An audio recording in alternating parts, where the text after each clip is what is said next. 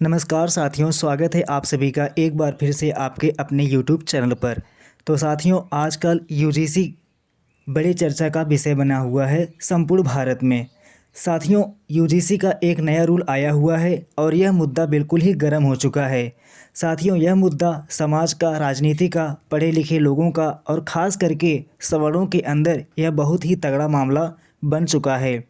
साथियों, यूजीसी का यह नया नियम क्या है, आखिर इसका विरोध क्यों हो रहा है, आइए इस वीडियो में इसके संपूर्ण मामले को समझने का प्रयास करते हैं। तो साथियों, सबसे पहले समझिए यूजीसी का नया नियम क्या है।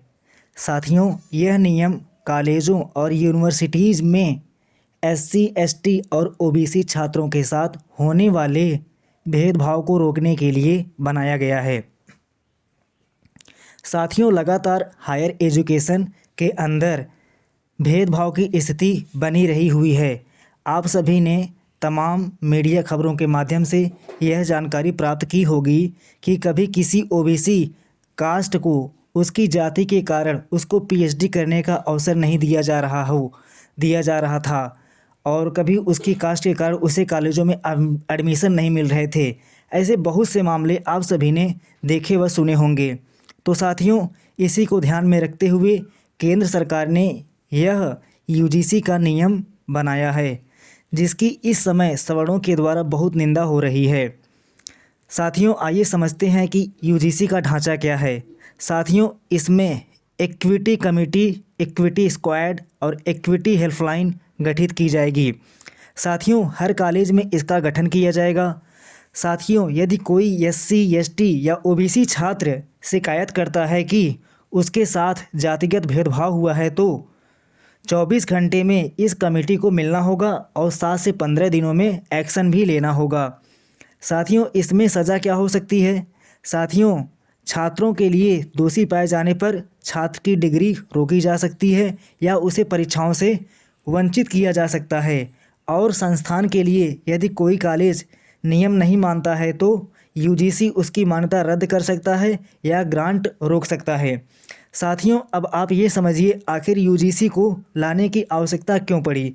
तो साथियों, इस नियम को लाने के पीछे मुख्य कारण सुप्रीम कोर्ट का आदेश और पिछले कुछ वर्षों में हुए चर्चित मामले को माना जा रहा है। साथियों, अगर चर्चित मामलों की बात करें तो रोहित वेमुला केस 2016 में जो हुआ था और पायल तड़वी का केस 2019 में जो हुआ था। साथियों, इन केसेज से आप सभी ज़रूर सुना होगा, यानी इन केसेस से आप लोग भली भांति परिचित हुए होंगे। अब साथियों, बात करते हैं कि आखिर यूजीसी का इतना विरोध क्यों हो रहा है।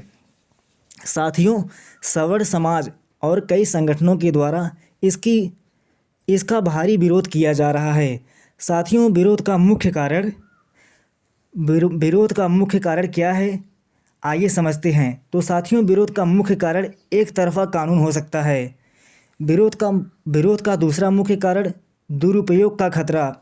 साथियों, विरोध करने वालों का कहना है कि जैसे एट्रोसिटी एक्ट का दुरुपयोग हुआ है वैसे ही इसका इस्तेमाल किया जा सकता है। साथियों, विरोध का तीसरा कारण जातिगत विभाजन हो सकता है। तो साथियों, उम्मीद करते हैं कि यह सेशन आप सभी को समझ में आया होगा।